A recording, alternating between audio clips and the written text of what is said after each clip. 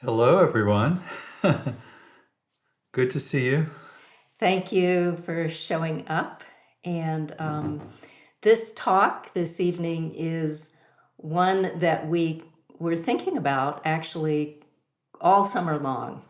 And it was the idea of infinity. And can we touch infinity? And what does that mean? And part of the reason it was of interest in particular to me is that when I first started doing yoga classes and with Richard, many eons ago, one of the things he said, and I'm sure many of you who've taken classes with either of us, but especially with Richard, have heard him say, is, you know, reach and touch infinity.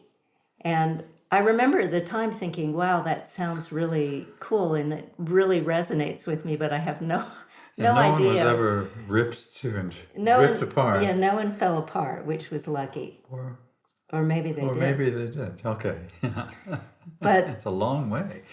it's the kind of phrase that we hear in yoga, and it has something in it that we say, oh yeah, that really speaks to me. But then if your mind comes in and tries to make sense of it, it may not be able to do Yeah. so. So where did you come up with that notion? Well, the idea of in astrophysics of is space-time curved or not, and uh, and so that if you didn't have access to a lot of money and technology, how can you test it? And so yoga is a way of testing without a lot of expensive equipment.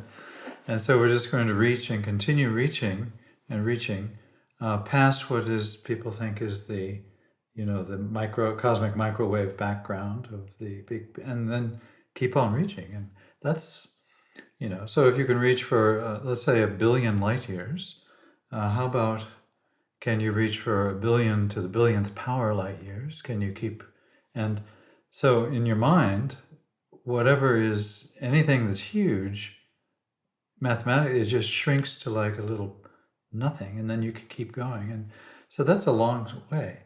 And so in theory, it'd be quite a good yoga stretch if you could touch infinity. And so, we were just trying that. And then occasionally, um, you then if you study particle physics, infinity might be something very teeny. Okay, so we have these teeny little subatomic particles, but mathematically that could be huge. And what's the limit? How teeny is teeny? How big is a point? And it's much teenier than anything you think, and any point that you draw or outline, or it's just. And so that's another. And so then you start to go, oh wow. And then, of course, the yogic teaching is that infinity is everywhere. You're already touching it. And so it is designed actually to highlight the sense of touch,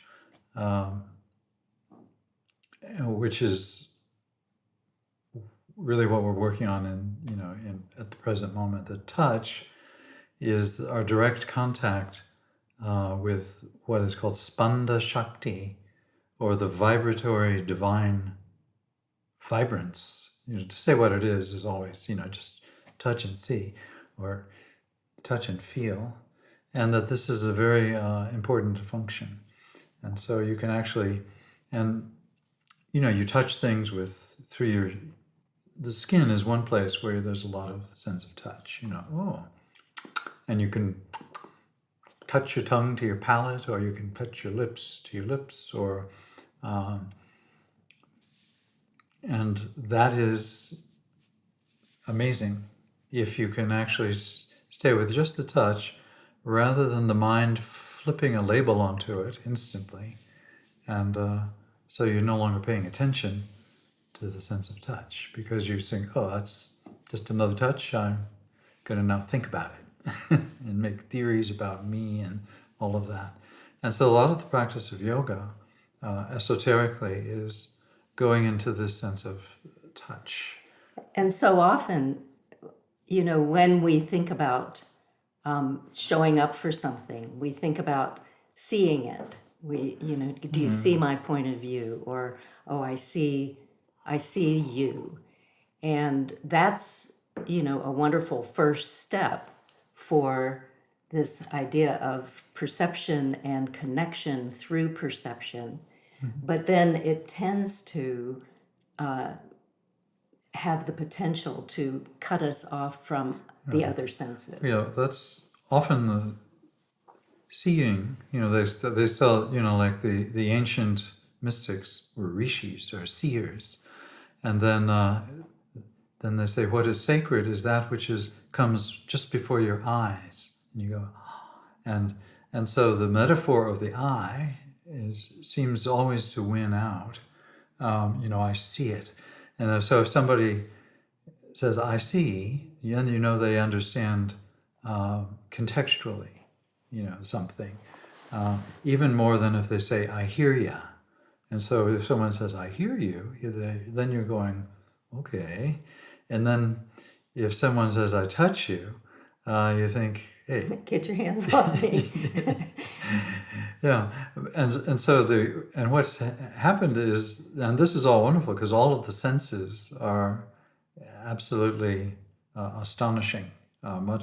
They're more astonishing than we can even imagine. But just people have kind of gotten confused, and so you'll find a lot of more orthodox people who don't really get into touching infinity because some of it's really slimy and dirty. It's scary stuff, and so they're into becoming seers. I see, and so they really have emphasized this context making time space model, but they're unable to actually what would be the word, see through it or touch through it, because they can't get quite into that extremely sacred more mode of perception. And it's kind of interesting when you think about the idea of infinity, and it is something that when we start just even contemplating it requires that we pass into that space that we talk about so often of a sense of trust in not really knowing. And when you say, I see your point, there is this capacity that's sort of triggered within us to sort of codify whatever it is we see or we think we know. Whereas if you are feeling into infinity, there is this underwritten sort of idea that you must sort of surrender to that experience in order to really be absorbed by it.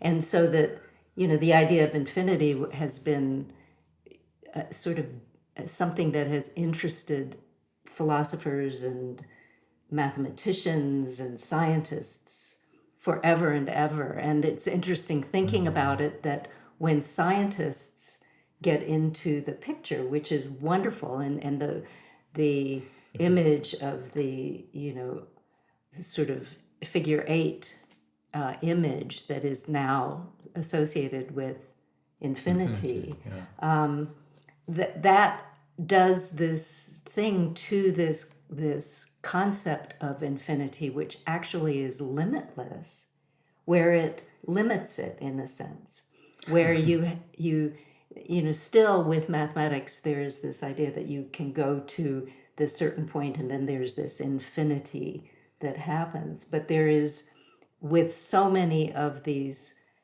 deep ideas like infinity that is embedded in yoga, or some of the meditative practices that we do, until we have the scientific proof that they exist, there is somehow this discomfort that arises because you have to be Well, fear. yeah, this fear of the infinity, unknown. just like there's fear of zero, Yeah, which is like, that's why Buddhism, hasn't quite taken over, because zero is like, anything divided by zero, like, oh no, it's like what would be the term, a black hole, it's gone. And the same with infinity, because you can't conceptualize it. And it isn't really a number. Is infinity a number in mathematics, or is zero even a number? yeah, And so, but that was a part of the beauty of the introduction into mathematics of the concept of zero, which basically is a Asian contribution. Otherwise, you're stuck in the digits, and it's quite a trap.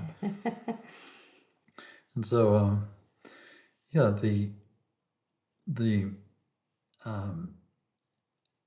I think the teaching of touch actually is very traditional, even within the Orthodox schools. But then, if you look at many, many different schools, the people who are really the ones who are having a good time, who are nice to other people, are the ones who have discovered, this sense, what we will call touch, or sensation.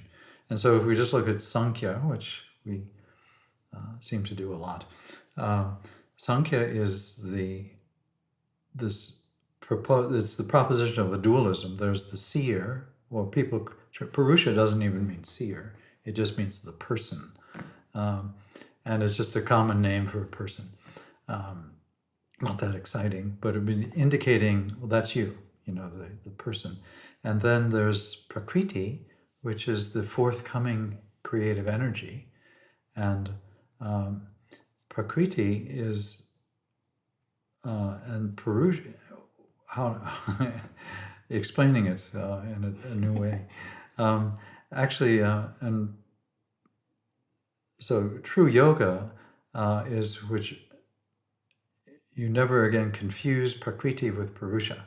And so Prakriti is always understood, seen, heard, tasted, smelled, and touched as having no independent self, or as being an interwoven thing.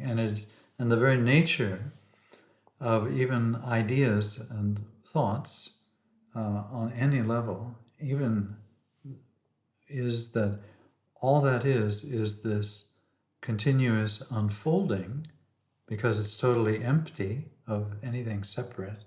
And so it is like a continuous blossoming of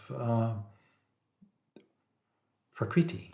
And what that does is it reveals, in a sense, it reveals the sky, metaphorically. So you, at this point, always fall into metaphor, in which some people love to take literally, because that'll protect them from the infinity of it. And so it's like this constant. And so, say in a text like the Yoga Vasishta, which is a text everyone, and in the unabridged edition. So in the abridged edition, they cut out all the things that happen in between all the great teachings. And what happens in between all the great teachings is that kind of, if I could say, Mother Nature just goes wild. And so flowers fall from the sky. There's all of this sensuous blossoming and almost a celebration. And then all of a sudden, then they get back online, and the teaching starts again. And so it's actually quite it permeates, even the ancient fire sacrifice, the way pre-yoga. In the sacrifice, the idea is that you were throwing everything into the hungry fire being that which is transformative. And then at the end of the sacrifice, you try to throw everything into the sacrifice. And so it starts to, and then you want to throw the sacrifice into the sacrifice. So the sacrificial pit, and of course that's physically you run into a problem. but that reveals the actual nature of that which is that it's composed of that which turns into vibration, this delightful vibration. Which then brings you back around to this non-dual actual underpinning of Sankhya, if you can look at it in that perspective and not get trapped by, whoops. Oh, that's Mother Nature celebrating. Can we?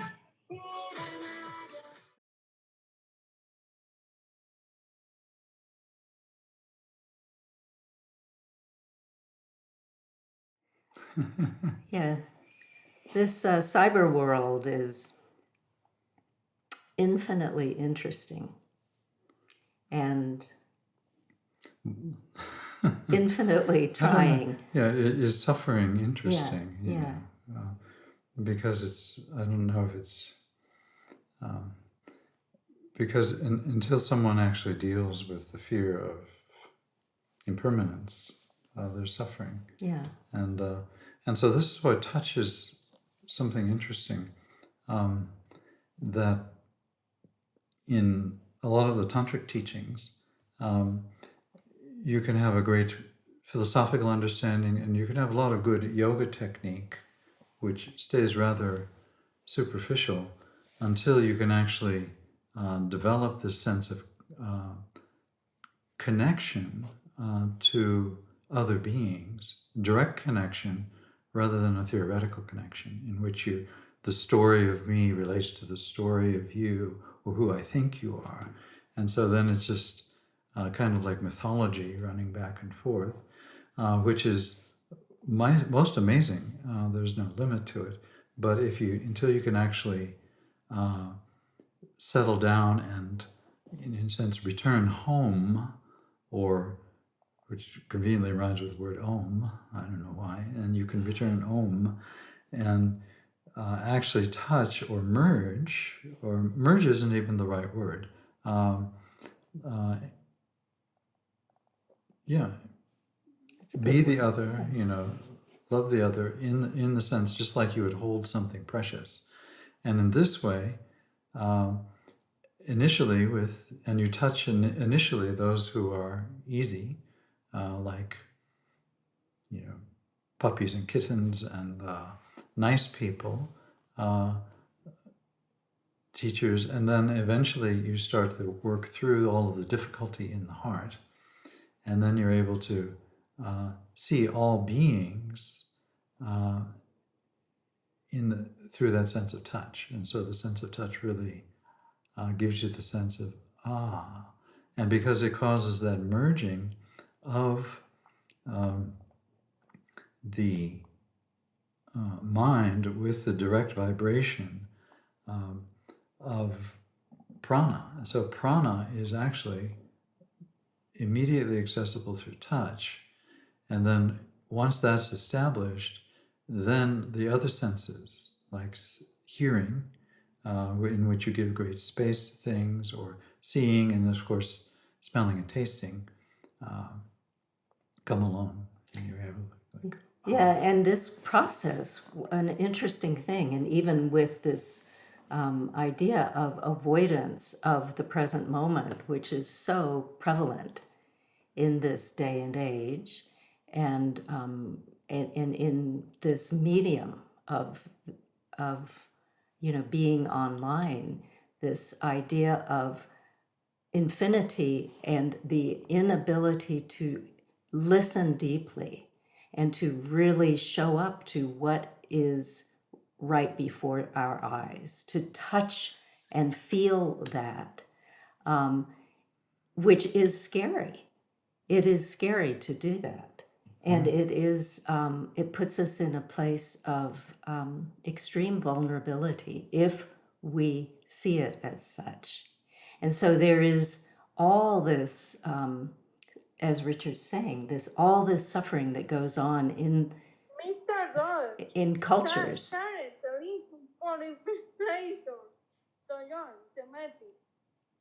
Sorry.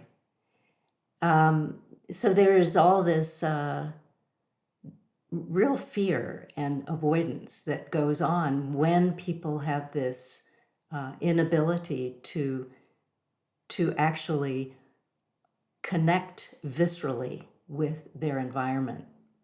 And one of the things we were talking about as we were thinking about this talk was the idea of connecting, like through some of the texts, the Yoga Vasishta for one, connecting to nature and the real responsibility we have at this time in history to not only just give it lip service or think, oh, good, they've got some conference going on right now and they're going to figure out all of the global warming and climate change problems, haha.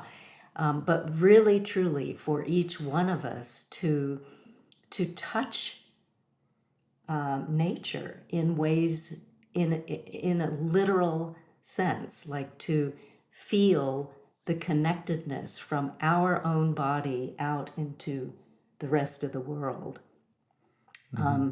I was reading an interesting thing this week. I've been taking this newsletter, which I recommend to all of you, which is Richard Rohr, and he's a Franciscan priest, and he has a daily meditation that he gives, and he's been looking at the difference that it exists in this sort of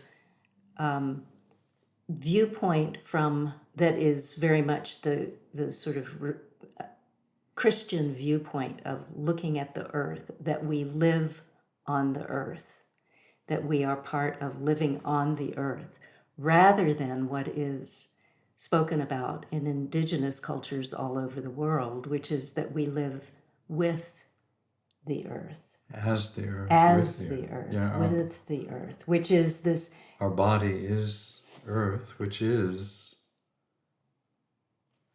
the sacred. yeah, which the is whole. the sacred. Yeah. And by living on the earth, you've set up this dichotomy.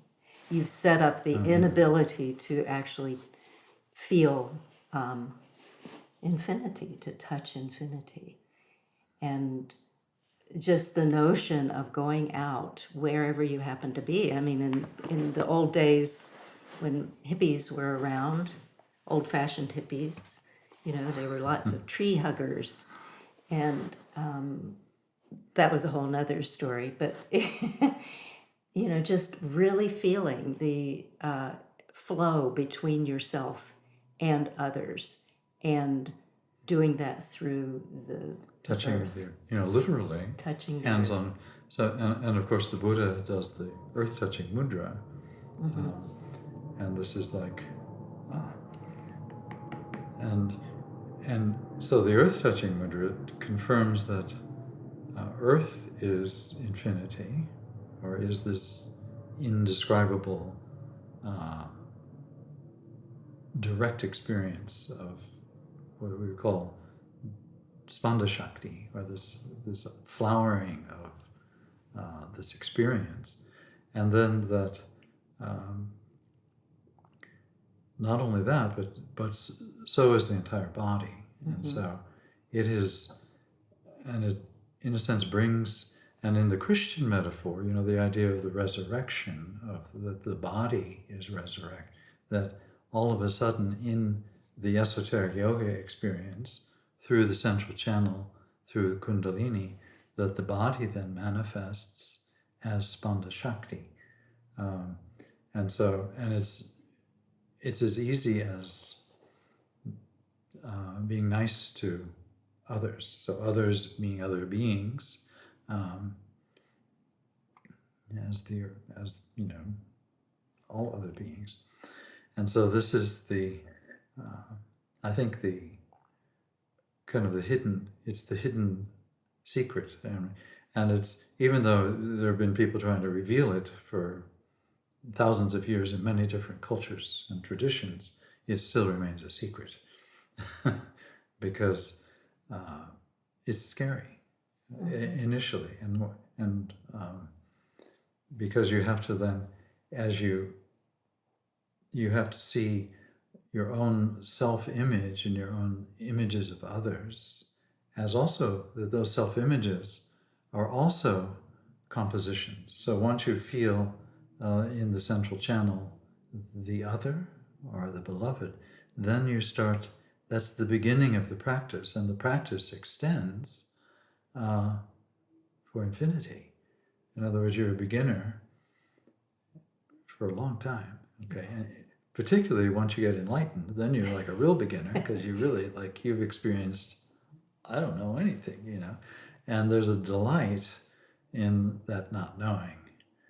And that comes through this experience of others in the heart. And it's tied in as well to the aesthetic experience. Very much, yeah. And I think you were talking a little about a text by Abhinavagupta, right? That not, it wasn't one on aesthetics, was it? But it was one where he was talking about this sort of sense of the infinite experience, right? Yeah, that Shakti, because they're using the Shaivite metaphor of Shiva Shakti. And Shiva is just, by definition, people, oh, he's just pure seeing, you know, again, the metaphor of just pure consciousness. And that, and pure consciousness is, and often that's represented as Shiva lying dead on the ground until Shakti comes along and sits on him. And you have to look up the rest in your own studies. And then there's this miracle happens, this life, this beauty starts to happen, which is this divine experience of awakening, of enlightenment. And I think that's really why when we are in a yoga class and we hear something like, you know, take the psoas line and stretch that side of your body to infinity, you know, even if we don't know what it means, we do know what it means. Well, you We've feel the all vibes, felt that, yeah. What we call the vibes of infinity. And so you can feel it in your own breath. It's almost, it's literally in your face. It's in your bones. And another particular teaching is that it's in your skin.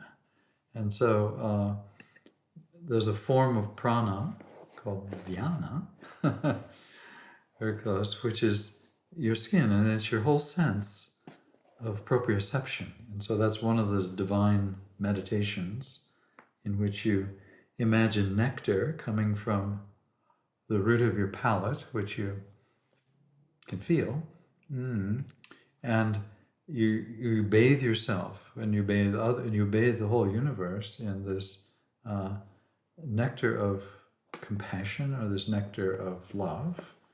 And then it starts, and in the skin,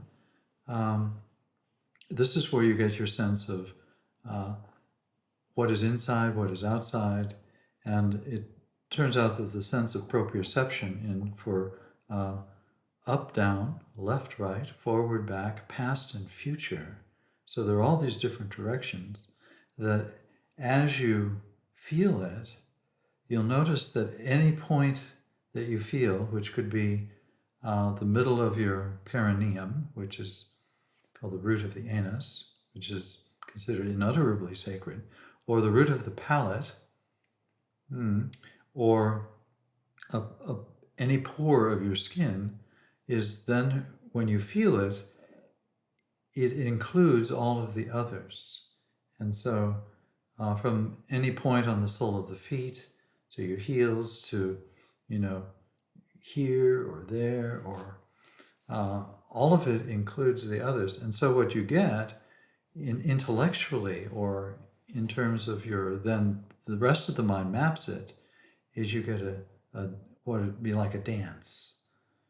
So just like, you know, you're going from this side to that side to that side, and it's very rhythmical and musical, which is very close to this sense of touch. And so the sense of music, the sense of rhythm gives you, and so like all of these Vedic, you know, people in these different traditions have really demonstrated an amazing ability to memorize things.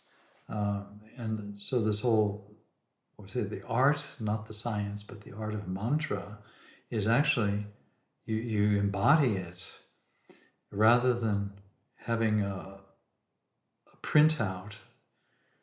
I guess maybe there are some people who could do that, but they, I'm reading it that way. But no, they memorize it. And so a lot of it in sacred prayers, sacred mantras in many traditions are basically music and rhythm. And that's what this sense of vyana, vayu, and vyana corresponds to the sense of touch. And when you take a bath in a holy river, or unless you're a left-handed tantric, you can take a bath in bat poo. And that will also make you immune to certain viruses, naturally. But this is actually a practice in certain places that I won't tell you where they are. True, but bat poop is very extremely sacred, and there's lots of variations of viruses too. And so we're proposing.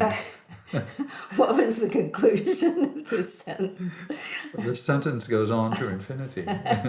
There's no end to it.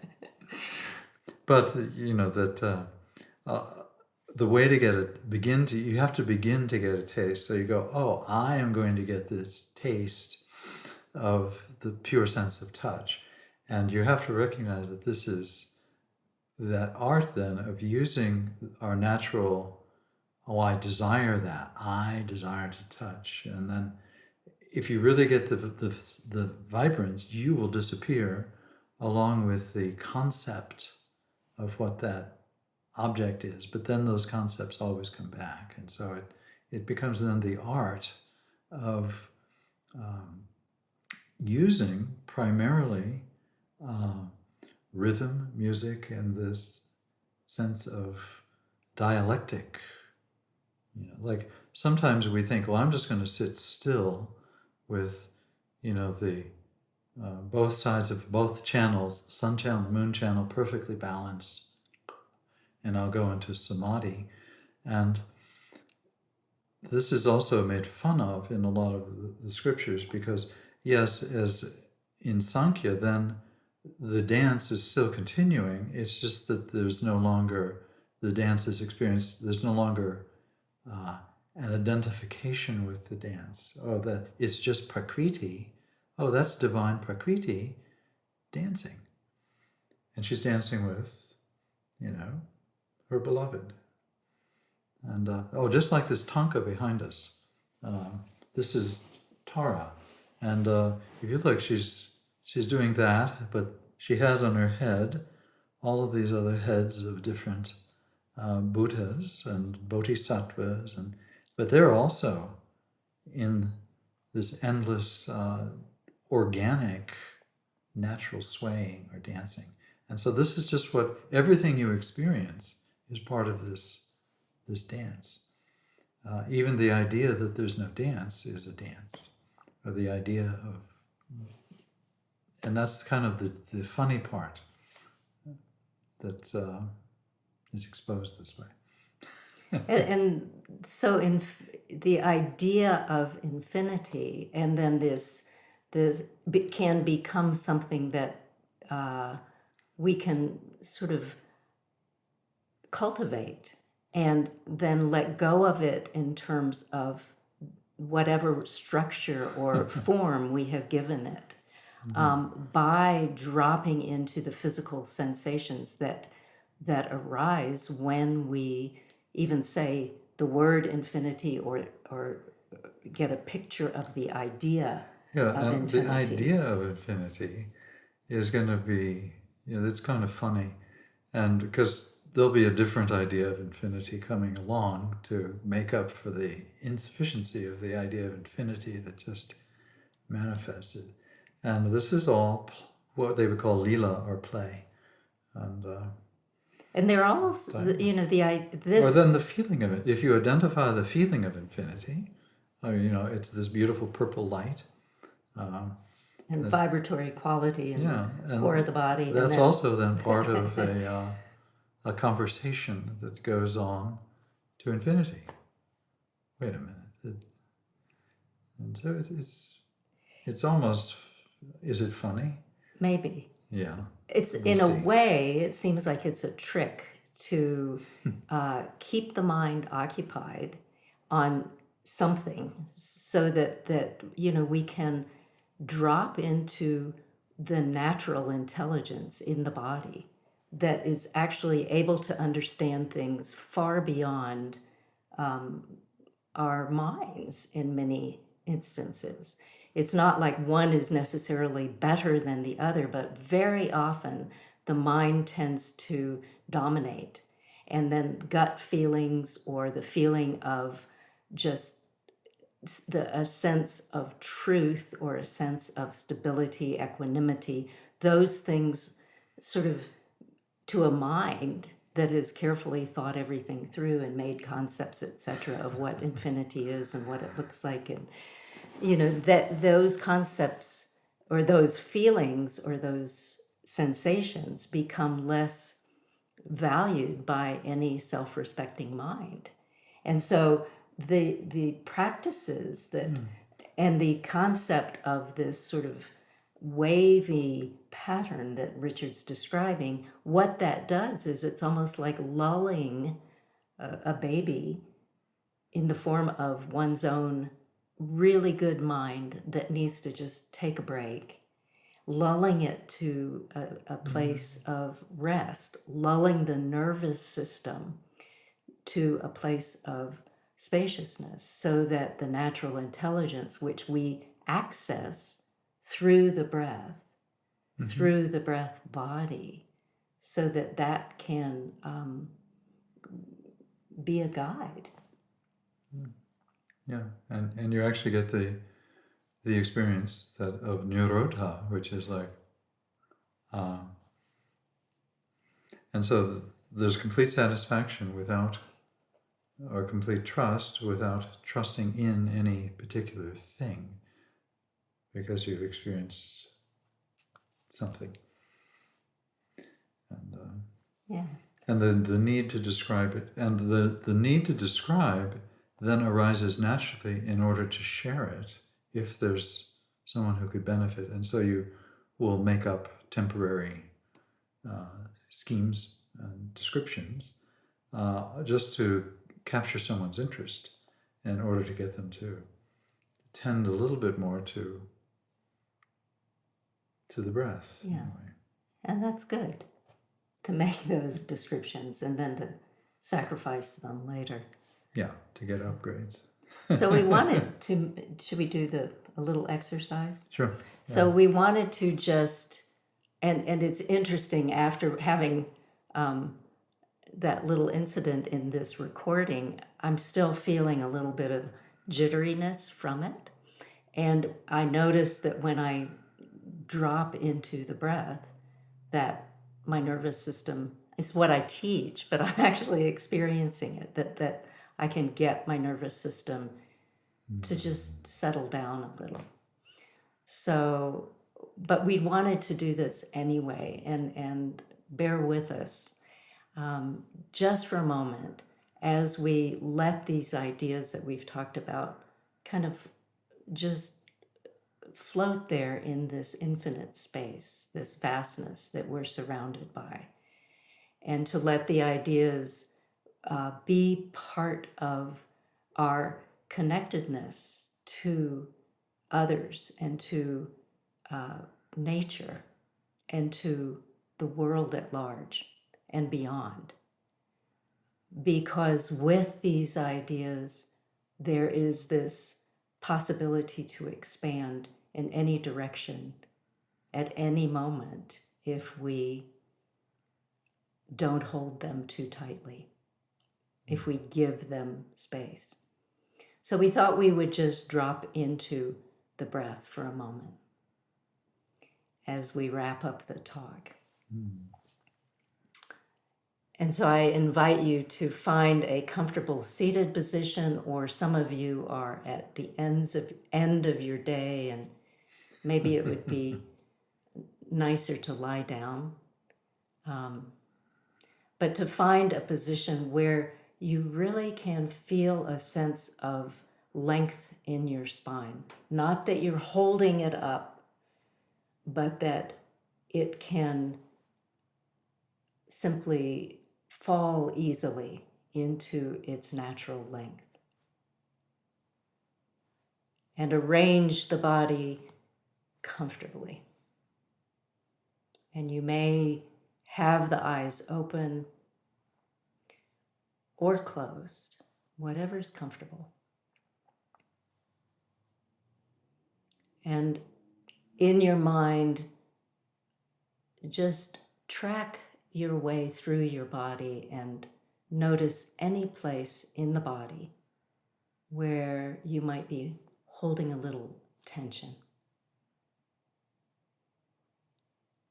And just notice that place in the body, maybe your tongue or your jaw, maybe your shoulders, maybe your feet. Some place that feels a little more tension than the rest.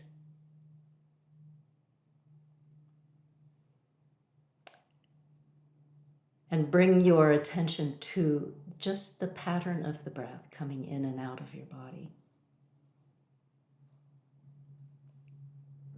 A simple inhale and a simple exhale.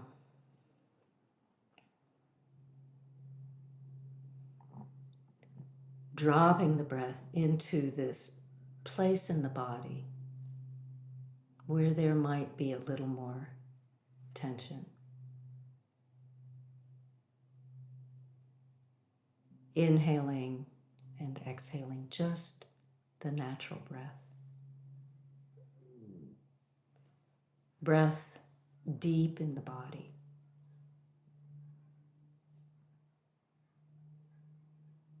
The breath body.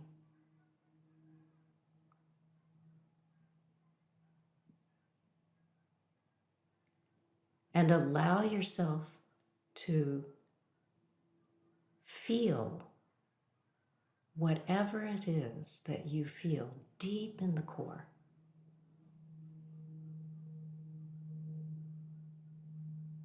Spaciousness,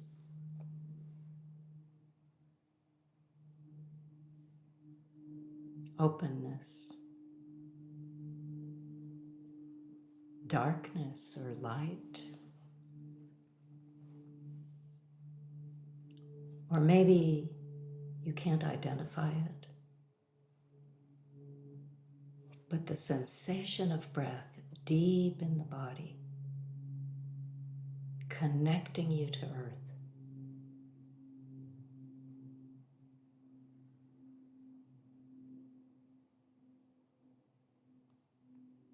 Breathe into the body.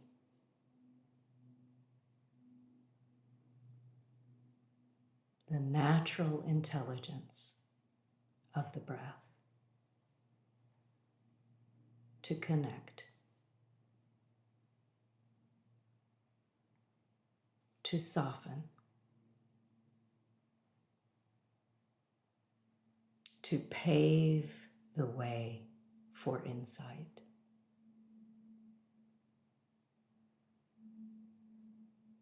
Smoothing out the ends of the breath.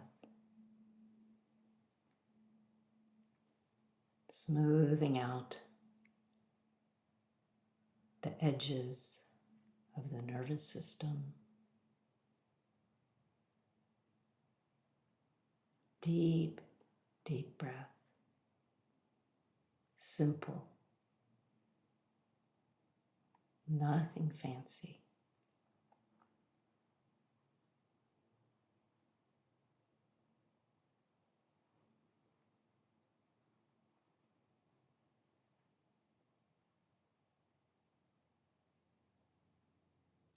And then keeping that sense of connectedness, if you felt that.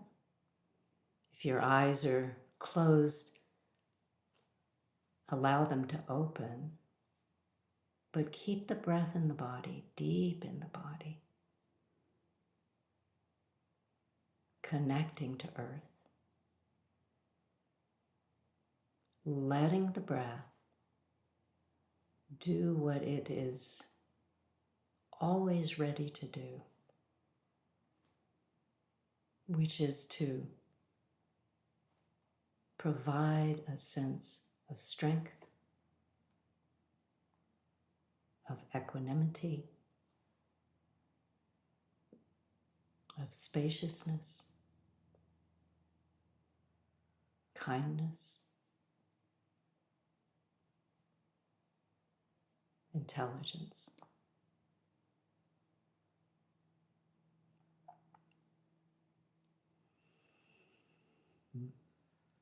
And then just come back.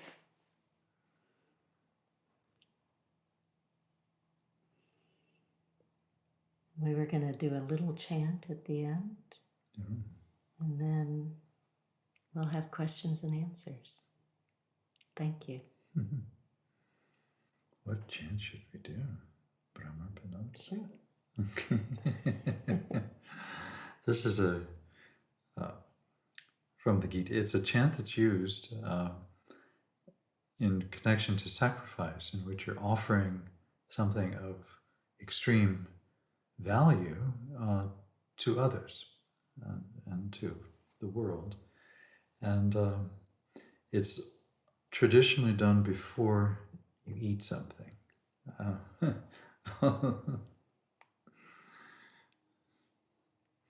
You might know it. Om Brahmapanam Brahmahavir Brahmagnauk Brahmanahutam Brahmaivatena Gandhavyam Brahmakarma Samadhina. Om.